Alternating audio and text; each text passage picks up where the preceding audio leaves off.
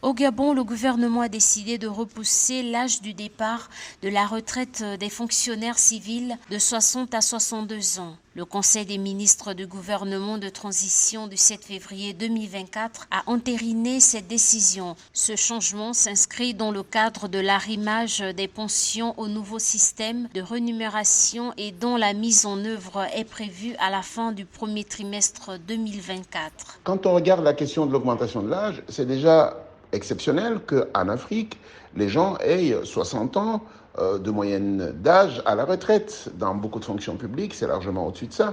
Mais à partir du moment où l'espérance de vie est à 66 ans, on peut encore comprendre qu'on passe à 62. Si la décision des autorités gabonaises ravit nombre de fonctionnaires en service, elle est reçue de façon mitigée par les jeunes diplômés sans emploi. Ces derniers estiment qu'une hausse de l'âge de la retraite est en leur défaveur car les postes seront libérés tardivement. Au Gabon, le taux de chômage des jeunes est estimé à 40% selon les données officielles. Je crois qu'il y a un sérieux problème de contrat social.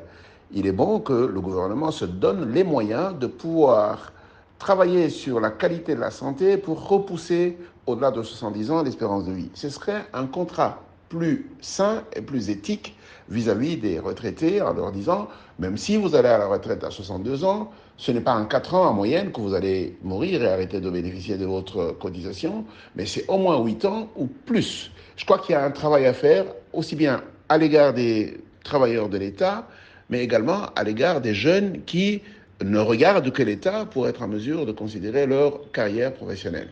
Cette décision intervient plus de 12 ans après la dernière modification statut général de la fonction publique limitant le départ à la retraite à 60 ans. Toutefois, en raison du caractère particulier de certaines activités, cette limite d'âge pouvait, selon le cas, être ramenée à 55 ans ou portée à 65 ans. La hausse de l'âge de la retraite constitue un engagement financier supplémentaire de 16 milliards de francs CFA pour la révalorisation des retraites antérieures à août 2015. Le Parlement de la transition devrait dans les prochains jours adopter cette hausse de 2 ans de l'âge de la retraite.